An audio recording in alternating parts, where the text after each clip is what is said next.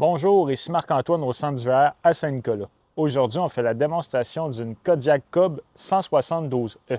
On va commencer par faire une tournée à l'extérieur pour ensuite se diriger dans l'unité.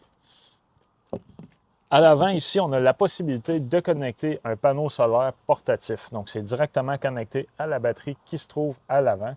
Très important, si jamais on connecte un panneau solaire, il doit avoir son propre régulateur de courant intégré. En avant, on a un coffre de rangement qui fait bord en bord de l'unité. Ce qu'on voit ici, simplement un tuyau pour les égouts. On va retrouver aux quatre coins des pattes stabilisatrices, donc qui vont servir à mettre de niveau l'unité lorsqu'on va être en situation de camping. Ce qu'on voit là, c'est la sortie pour la fournaise qui fonctionne au propane. L'emplacement ici, c'est pour remplir notre réservoir d'eau fraîche. Donc, lorsqu'on veut être autonome sur la route, se servir de notre propre eau, c'est ici qu'on va le remplir. C'est aussi là qu'on doit partir la pompe à eau pour utiliser cette eau-là. En dessous, il y a la valve blanche qu'on voit un peu plus loin. La valve blanche va servir à vider notre réservoir d'eau fraîche. On voit aussi juste à la droite un Quick Connect de propane. Donc, lorsque ça, c'est relié avec notre réservoir qui se trouve sur la pôle. Parfait pour connecter soit un barbecue extérieur ou un foyer au besoin. Ce qu'on voit ici, nos deux valves, c'est les low points. Donc, les points le plus bas pour vider la plomberie, autant de l'eau chaude que de l'eau froide. On a une prise de courant à l'extérieur qui fonctionne électrique 120 volts seulement lorsque la roulotte va être connectée et prise pour l'antenne qui se trouve sur le toit. Ce qu'on voit là, c'est un support mural pour installer une télévision à l'extérieur au besoin. Sur la roulotte, on a une partie hybride en avant et en arrière. Donc, simplement de fonctionnement, en fait, c'est de l'intérieur. On va rabaisser le toit. On a une barre qui met une tension et on replie les toiles à l'intérieur pour relever le panneau complet. Il va se barrer automatiquement. On voit la roue de secours qui est là à l'arrière avec nos pattes stabilisatrices à gauche et à droite. L'emplacement pour connecter notre fil électrique 30 ampères 120 volts juste ici. Pour la gestion de nos eaux usées, lorsqu'on veut effectuer la vidange, on va connecter notre tuyau d'égout juste là. On va toujours commencer par ouvrir la valve noire en premier, qui est l'eau de la toilette. Quand c'est vide, on va ouvrir la valve grise, ça va rincer notre tuyauterie. L'eau grise, en fait, c'est l'eau des éviers et de la douche, donc de l'eau savonneuse. Quand on a fini, on referme nos valves et on remet notre capuchon. Le City Water, donc bien identifié ici, quand on a accès à l'eau du camping ou de la ville directement, c'est là qu'on va le connecter. Et on a un tank flush. Le tank flush, ça va servir à rincer notre réservoir noir, qui est la toilette, en cas qu'on ait des mauvaises odeurs qui s'accumulent ou une mauvaise lecture sur nos sondes. On va connecter l'eau ici, puis à l'aide d'un geste, ça va rincer l'intérieur. Très important, si on fait cette opération-là, il ne faut pas l'oublier, car l'eau peut monter dans le réservoir au point de déborder par la toilette à l'intérieur. On a une douchette ici, Quick Connect, à l'extérieur. Ce qu'on voit là, c'est la ventilation pour le réfrigérateur qui se trouve à l'intérieur. Le chauffe-eau, lui, fonctionne au propane et électrique. C'est à partir de l'intérieur aussi qu'on peut le mettre en fonction. L'accès au coffre qui se trouve à l'avant. On voit aussi le fil électrique pour alimenter en eau la roulotte.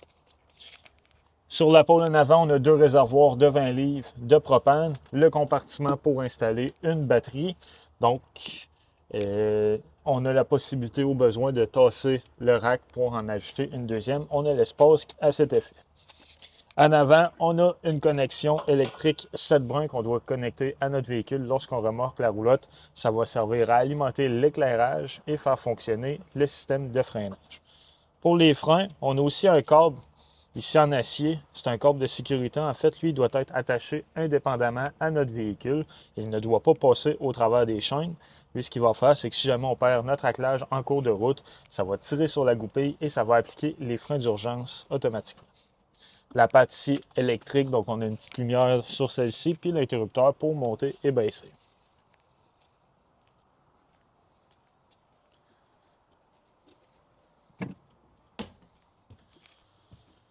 Une fois à l'intérieur, on a notre panneau de breaker principal, donc à la gauche, la partie qui gère le 120 volts et à la droite, le 12 volts avec les fusibles. Quand une fusible va être défectueuse, il y a une lumière rouge qui va allumer à côté de celle-ci. On a aussi une prise de courant 120 volts juste là. En arrière, on a la première partie hybride, donc un lit qui est là. Comme je parlais un peu plus tôt, lorsqu'on veut refermer les toiles, on va simplement détacher le barreau ici. La toile va retomber sur elle-même et on va être en mesure de refermer le lit au complet. Sur notre moniteur principal, on a ici l'interrupteur pour effectuer l'ouverture de l'auvent. La water pump, donc lorsqu'on veut remplir notre réservoir d'eau fraîche, on veut se servir de l'évier de la toilette sur la route, on part la pompe à eau pour se servir de cette eau-là. Le chauffe-eau, donc on a le choix de le partir soit au propane ou électrique. On a l'interrupteur pour l'éclairage et la porch light, qui est la lumière à l'extérieur. Ensuite, on peut voir nos différents niveaux, donc réservoir d'eau fraîche, le niveau de la batterie, eau noire 1 qui est l'eau de la toilette, le noir 2 ne servira pas dans ce cas-ci, et l'eau grise 1, même principe. L'évier avec l'eau chaude et l'eau froide. On a une cuisinière qui fonctionne au propane. Donc lorsqu'on veut allumer les ronds, on va simplement tourner les gaz et à l'aide d'un briquet, l'allumer.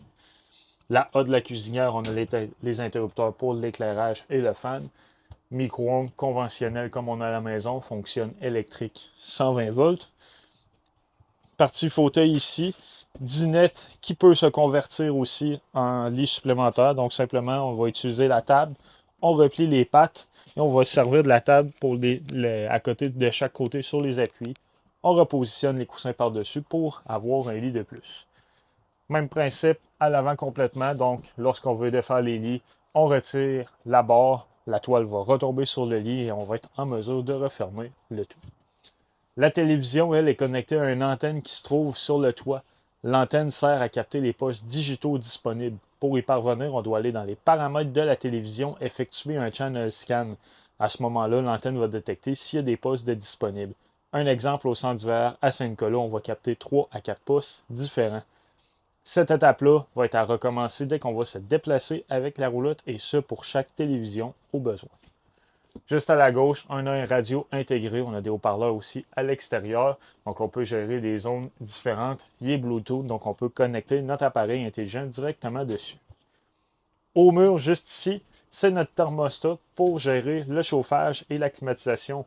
Donc, on vient simplement sélectionner notre système Cool pour climatiser ou Heat pour chauffer. On a aussi la possibilité de gérer la ventilation, donc le mettre à on ou en mode automatique et je le mettre à low ou à high au besoin. On vient aussi choisir la température avec les flèches.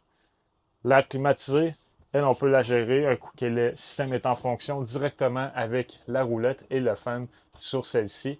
On peut aussi ouvrir et fermer les trappes, diriger l'air au besoin. Le réfrigérateur fonctionne au propane et électrique. Donc, lorsqu'on le met à on, on choisit le mode automatique. Le mode automatique va toujours prioriser le courant électrique. Lorsqu'on va le déconnecter, exemple pour partir sur la route, il va automatiquement tomber au propane. Lorsqu'on va arriver à notre prochain site de camping, on va le reconnecter, il va automatiquement retomber électrique. Si on veut le faire fonctionner seulement au propane, on doit s'assurer que le bouton ici est retiré. Il va être indiqué qu'il marche au gaz seulement. Et on vient régler sa température avec la languette qui se trouve ici, la sonde. Plus on va la monter, plus ça va être frais dans le réfrigérateur. Maintenant, dans la salle de bain, on a une toilette qui fonctionne au pied pour flusher, un évier conventionnel avec l'eau chaude, l'eau froide, une prise GFI, donc avec un reset intégré. Si jamais on n'a plus de courant dans nos prises, on se demande pourquoi. On vient s'assurer que le bouton ici est bien enclenché. Au plafond, on a une ventilation, donc on l'ouvre manuellement et on a un bouton pour faire partir le fan. Dans la douche, robinet avec l'eau chaude et l'eau froide. Dans l'unité, on va retrouver sous le frigo aussi un détecteur de monoxyde de carbone qui se trouve là. C'est ce qui conclut la démonstration de la Kodiak Cub.